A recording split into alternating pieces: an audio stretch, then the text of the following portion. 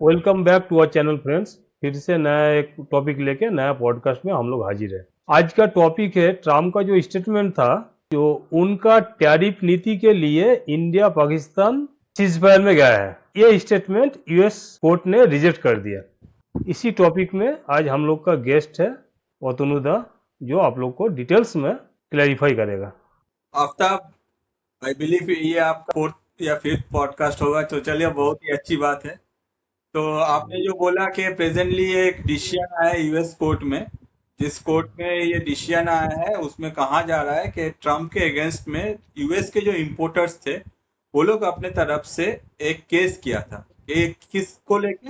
ये ट्रम्प जो tariff tariff खेल रहा है कि कोई भी कंट्री के ऊपर different amount of tariff impose कर रहा है, फिर बोल रहा है कि भाई नहीं, हम लोग एक काम करते सबके ऊपर 10% टैरिफ रखते, उसके बाद बोलते कि आप मेरे दोस्त हो, चलो ठीक है आपको ये टैरिफ माफ है। ऑन द अदर साइड आप मेरे दुश्मन हो, आपको तो 200% टैरिफ, 300%, कुछ भी ट्रम्प जो मन मर्जी कर रहे थे, ये टैरिफ टैरिफ जो गेम खेल रहे थे, इसके अगेंस्ट में मेनली जो अगर देखा जाए यूएस के जो इम्पोर्टर्स थे वो लोग इसमें इफेक्टेड है। ऑन द अदर साइड अगर देखा जाए दुनिया भर के जो एक्सपोर्टर है वो लोग भी इफेक्टेड है। अब दुनिया भर के एक्सपोर्टर के बिहाफ में डिफरेंट कंट्रीज जो है वो अपने तरफ से ट्रम्प के साथ बैठ के या फिर यूएस एडमिनिस्ट्रेशन के साथ बैठ के इसको सॉल्व करने का कोशिश कर रहे थे, जिसमें हम लोग का जो हम लोग देखे यूएस मतलब इंडिया के बिहाफ से पीयूष गोयल साहब भी गए थे वहां, जाके बात करके क्या सोल्यूशन हो सकता है, सोल्यूशन ढूंढने का कोशिश कर रहे थे।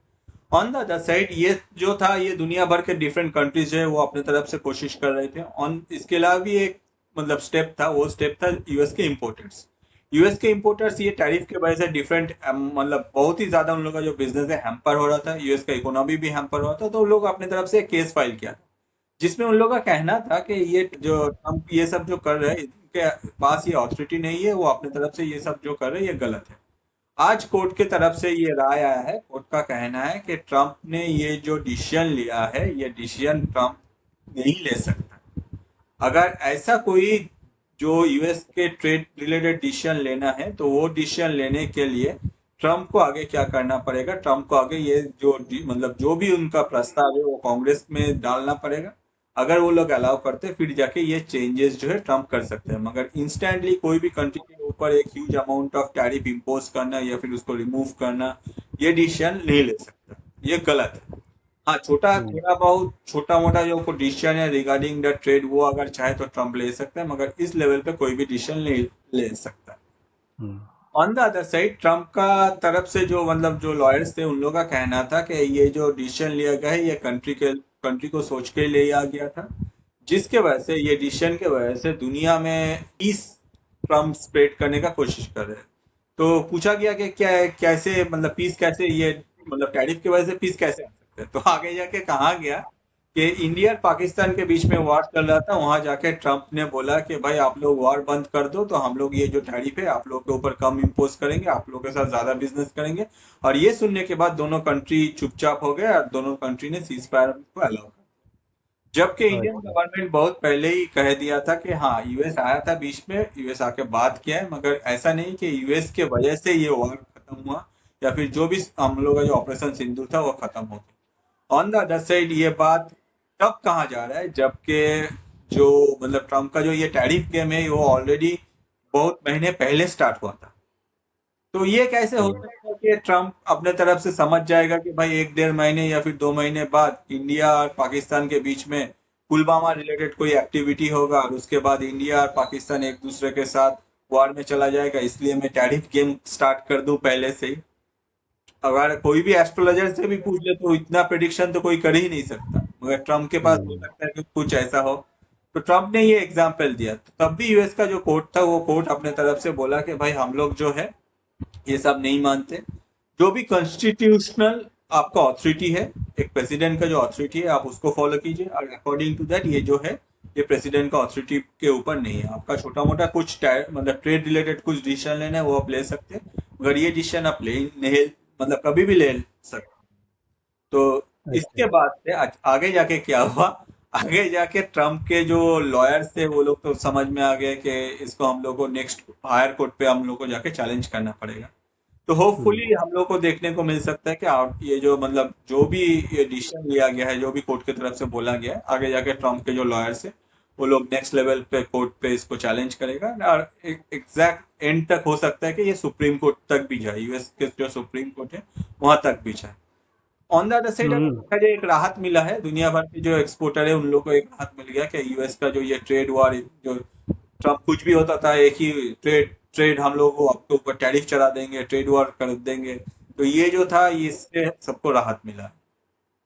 तो इसका मतलब है ट्रम्प जो नया टैरिफ जो रूल्स लागू किया था, तो अभी कोर्ट का वर्डिक्ट के बाद ये फिर से ये हो जाएगा, पहला जो टैरिफ नीति जो था उसमें ही चलेगा।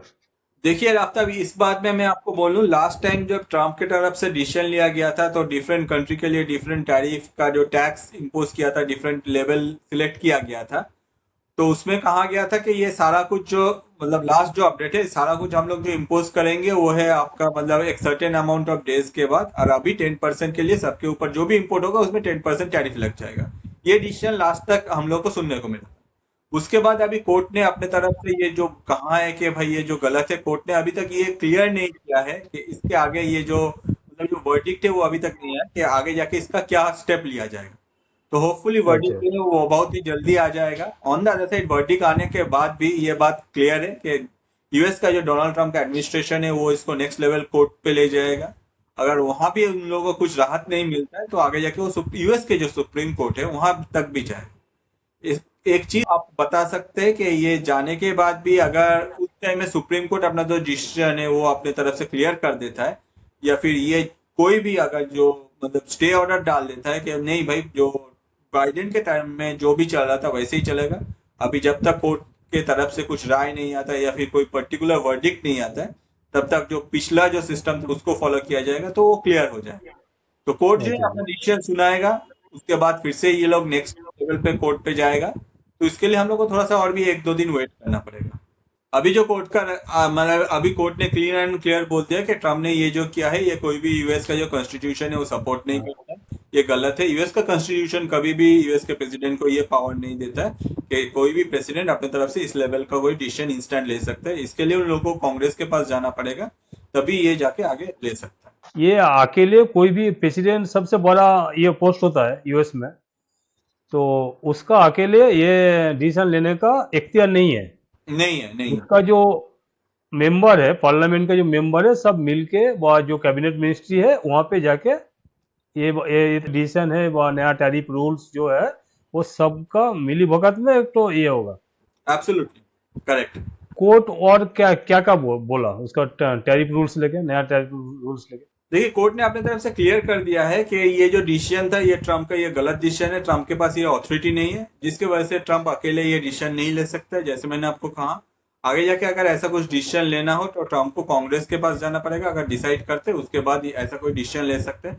हाँ, जो छोटा थोड़ा बहुत कुछ ट्रेड रिलेटेड एक्टिविटी है या फिर ट्रेड रिलेटेड डिसीजन है वो ले सकता है ट्रम्प अकेले, ये कोर्ट ने क्लियर कर दिया। इसका इम्पैक्ट क्या पड़ सकता है वर्ल्ड ट्रेड में?